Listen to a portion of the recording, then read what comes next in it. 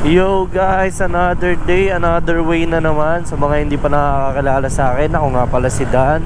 Madami akong alam na shortcut, kaso malayo. And so for today's video, tuturuan ko kayo ng malupitang shortcut na naman, guys. Sarap. Nagbiblink yung gas tank ko.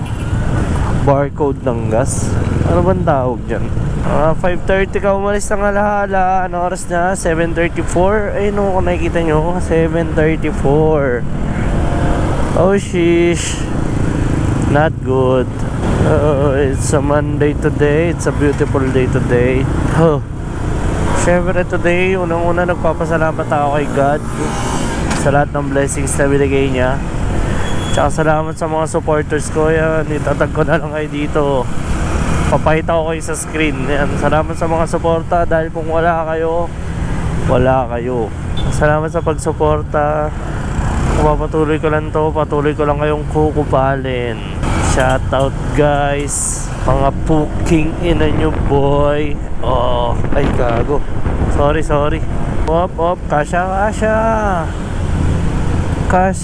boy. Oo, solid yellow lane yan. Dito tayo sa gitna. Bawal tayo mangupal ngayon boy. Natatakot tayo sa show cause order ng LTO. Siyempre, sunod tayo sa tamang batas. Vlogger tayo eh. Kaya ma-impluensyahan natin sila ng tamang daan. Huwag na tayong tumulad sa ganyan. Yan. Kaya tayo okay naman traffic, at least sumusunod tayo sa tama. Diba? Boy mo, pag off cam, yari na naman boy. Samahan nyo na lang ako, mangupal tayo. Hindi pala. Punod na lang kayo dyan, huwag na kayo sumama. Panoorin nyo na lang ako mga boy. Kaya hindi ka pa nakasubscribe sa channel ko, please, baka naman, pasubscribe na din. Nga pala yung YouTube channel ko boy. Malilate na ako boy. Oo, puno ang Petron. Kaya pa naman siguro to, hindi ko alam kung saan nag-blink eh. Meron pa yung 1 kilometer. 1 liter. Hindi ko rin siya napansin boy. Na traffic, kailangan muna natin mangupal. Bye muna guys. Kailangan muna patayin yung camera ko.